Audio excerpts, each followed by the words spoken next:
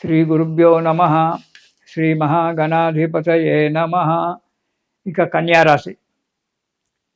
ఈ రాశి వారికి గనక మనము ఈ 2026 సంవత్సరంలో చూసుకున్నట్టయితే మార్చి 18 వరకు ఆదాయం 6, వ్యయం కూడా ఖర్చు కూడా 6గానే ఉంటుంది. మార్చి 19 నుంచి ఆదాయం 8, ఖర్చు 11గా ఉంటుంది. ఈ రాశి వారికి ఈ సంవత్సరం మిశ్రమ ఫలితాలు కనబడుతూ ఉన్నాయి. కొంత శుభము, కొంత కష్టము, కొంత సుఖము కనబడుతూ ఉంటున్నాయి. ఎంత సామర్థ్యం ఉన్నా, పని చేయడానికి ఎంత సామర్థ్యం ఉన్నా, ఎంత ప్రయత్నించినా కొన్ని పనులకు ముందు అడుగు పడకపోవచ్చు. అనవసరంగా ఇతరుల చేత మాటలు పడడం జరుగుతూ ఉంటుంది. అధికంగా డబ్బు ఖర్చు చేయవలసి వస్తుంది. కాబట్టి జాగ్రత్తగా ఉండాలి. నిరంతరం మనోవ్యాకులత, ఎప్పుడు ఏదో పోడగొట్టుకున్నట్టుగా ఎప్పుడు బాధపడుతూ ఉండడము, వచ్చిన దానికి తృప్తి పడకపోవడము, మానసిక చింతన ఏర్పడుతూ ఉంటాయి. మీకు దగ్గరి వారితో, రక్త సంబంధికులతో, మీకు అంటే సహోదరులు కావచ్చు, సహోదరి మనులు కావచ్చు, ఇలా రక్త సంబంధం ఉన్నటువంటి ఒక వాళ్ళ చేత పోట్లాటలు జరగడము, విరోధాలైపై దూరవారం ఏర్పడము జరగడానికి ఉంది. లావాదేవీల విషయంలో చాలా మోసపోయేటువంటి ఒక ఆస్కారం కనబడుతూ ఉంది. కాబట్టి లావాదేవీల విషయంలో ఈ సంవత్సరం జాగ్రత్తగా ఉండడం చాలా మంచిది. మే 25 నుంచి మాత్రము కొన్ని సమస్యలు పరిష్కారం కావడానికి ఆస్కారం ఉంది. వ్యాపారాలు కొద్దిగా పుంజుకుంటాయి, కొన్ని మందకోడిగా నడుస్తుంటాయి. వచ్చేటువంటి ఒక ఆదాయంలో కొంత ఆదాయం మీ చేతికి అందడానికి ఆస్కారం ఉంది. కానీ నా జీవితం ఇలా అయింది కదా అని చెప్పి బాధపడక మనోధైర్యంతో, ఓపికతో పని చేసినట్టయితే కొంతలో కొంత మీకు మేలు జరిగేటువంటి ఒక ఆస్కారం ఉంది. కొన్ని పనులు నెరవేరి అనుకున్న సమయానికి చేతికి డబ్బందడము కొంత మీకు సంతోషాన్ని కలిగించడానికి కూడా ఆస్కారం ఉంది. కానీ ప్రతి విషయంలో 10 రూపాయలు ఖర్చు పెడుతున్నాను అంటే దాని గురించి నిశ్చితంగా ఆలోచించి ఖర్చు పెట్టండి. ఏదో ఖర్చు పెడుతున్నాను కదా, రేపొద్దున లాభాలు వస్తాయి కదా అని చెప్పి ఆశించకండి. లాభాలు రావచ్చు, రాకపోవచ్చు, కానీ దాని గురించి నిశ్చితంగా ఆలోచించండి. ప్రతిదానికి ఆలోచించి మనోధైర్యంతో, ఓపికతో అడుగు ముందుకు వేయండి. ఇక ఉద్యోగస్తులకు కనుక చూసుకున్నట్టయితే ప్రభుత్వ ఉద్యోగాలకు సమయానికి జీతాలు రాకపోవడము, ఉన్నతి జరగకపోవడము జరుగుతుంది.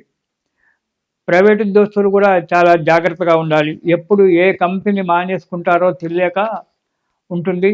దానివల్ల ఈ ప్రైవేట్ సంస్థలలో పనిచేసేవారు జాగ్రత్తగా ఉండండి. వెంటనే ఇంకో ఉద్యోగం చేసుకోవడానికి ప్రయత్నం చేయండి. కొంత మీకు ముందే తెలుస్తుంటుంది. కొన్ని ప్రైవేట్ సంస్థలు మూసేసేటువంటి ఒక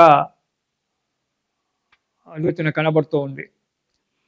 ఇక ప్రభుత్వంలో చేసేటువంటి ఉద్యోగస్తులకు మాత్రం సమయానికి జీతాలు రావు. ప్రమోషన్ గురించి ఎంత ప్రయత్నం చేసినా, ఎంత మీకు సర్వీస్ ఉన్నా ప్రమోషన్లు రాకపోవడము, దానివల్ల ఆర్థిక పరిస్థితి మందగించిపోవడము,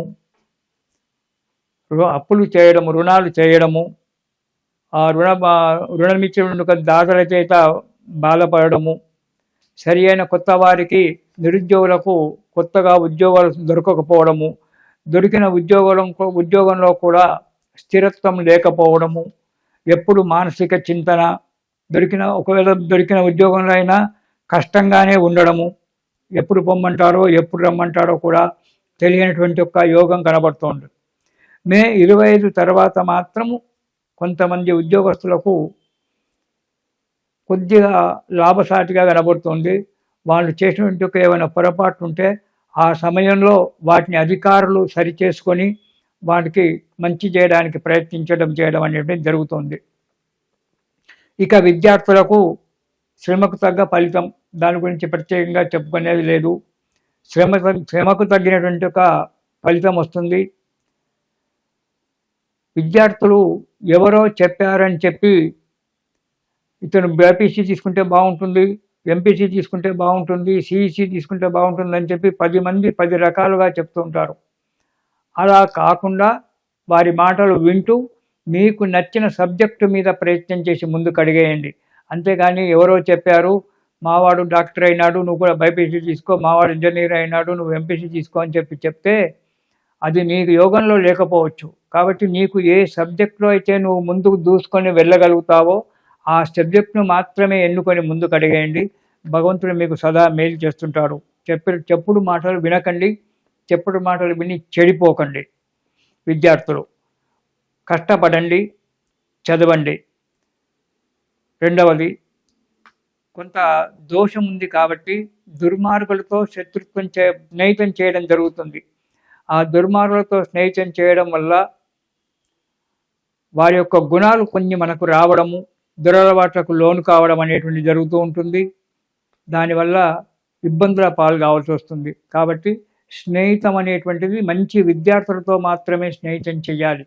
మంచిగా చదువుకొని మంచి క్లాస్ తీసుకొని మెరిట్లో ఉండబడిన విద్యార్థులతో స్నేహించేసి వారి యొక్క సలహాలు తీసుకుంటూ మీ విద్యను అభివృద్ధి చేసుకోండి.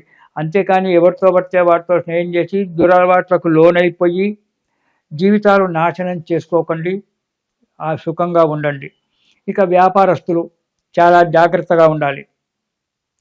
మోసపోయేటువంటి ఒక అవకాశం చాలా ఉంది వ్యాపారస్తులకు. కాబట్టి ఎవరికైనా ఇచ్చేటువంటి లావాదేవీలు కానీ ఇతరత్ర విషయాలు కానీ ఈ కన్యారాశి వారు చాలా జాగ్రత్తగా ఉండడం చాలా మంచిది. మే 25 తర్వాత వ్యాపారం కొద్దిగా ఉన్నతి జరగడానికి ఆస్కారం ఉంటుంది, పుంజుకుంటుంది. కానీ ఈ సంవత్సరం మొత్తం కూడా మే 25 తర్వాత మార్పు వచ్చినా మళ్ళీ గ్రహాలు మధ్యన మారుతూ ఉంటాయి. కాబట్టి జాగ్రత్తగా ఉండడం మంచిది, ఓపికతో జాగ్రత్తగా ఉండడం మంచిది. దృష్టి వ్యాపారం మీదనే పెట్టి లావాదేవీల విషయంలో జాగ్రత్తగా ఉండండి. ముఖ్యంగా ఈ ఫైనాన్స్ వాళ్ళు ఎవరైతే ఇచ్చే వాళ్ళు ఎవరైతే ఉంటారో వాళ్ళు జాగ్రత్తగా ఉండడం మంచిది. దానివల్ల మీకు అనుకూలమైన వాతావరణం ఏర్పడుతూ ఉంటుంది. ఇక ఈ కన్యారాశి వారు ఈ సంవత్సరము గురు స్తోత్రము, శని స్తోత్రము రెండూ కూడా పారాయణం చేయండి. ఆ గురువుగారి యొక్క అనుగ్రహం వల్ల మీకు అడుగు ముందుకు పడి సుఖంగా సంతోషంగా ఉంటారు. ఈ సంవత్సరం మొత్తము గురు స్తోత్రము, శని స్తోత్రం కనుక పారాయణం చేసినట్టయితే కన్యారాశి వారికి సుఖంగా సంతోషంగా ఉంటారు. ఇది శుభం.